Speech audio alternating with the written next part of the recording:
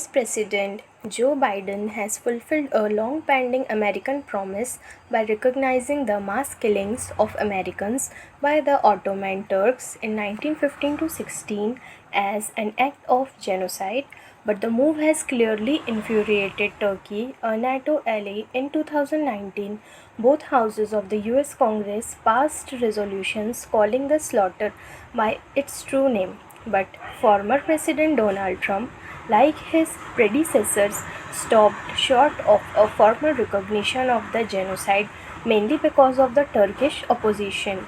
Ankara has challenged the scholarly and legal basis of Mr. Biden's announcement and warned that it will open a deep wound.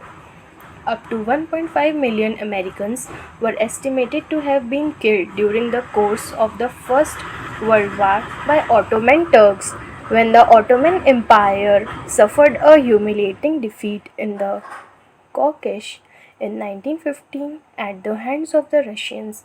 The Turkey blamed the Americans living on the fringes of the crumbling empire for the setback. Accusing them of treachery, the Ottoman government unleashed militias on American villages. Armenian soldiers, public intellectuals, and writers were accused, and hundreds of thousands of Armenians, including children, were forcibly moved from their houses in eastern Anatolia, modern day Turkey, to the Syrian desert. Many died during this exodus, and many others after reaching the concentration camps in the deserts. Turkey has acknowledged that atrocities were committed against Armenians, but it opposed to calling it a genocide, which it considers as an attempt to insult the Turks.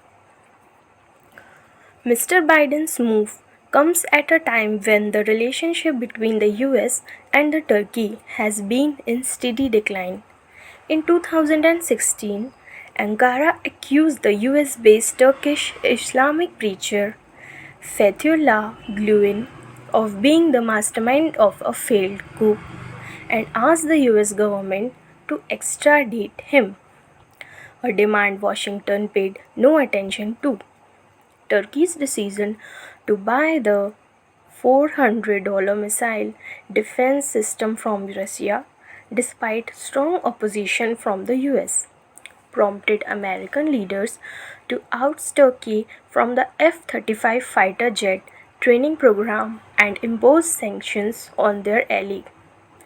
When Mr. Biden assumed office, Turkish President Recep Tayyip Erdogan had sent feelers for a reset, saying Turkey needed help from the West to resolve the Syrian crisis. But Mr. Biden's move on the American killings appear to have widened the cracks. For Turkey, this overreaction to anyone calling the American massacre a genocide is not doing any good in foreign policy. Instead of being defensive about the crimes of the Ottoman Empire, the modern Turkish Republic should demonstrate the moral courage to disown the atrocities. It shouldn't allow the past to ruin its present interest.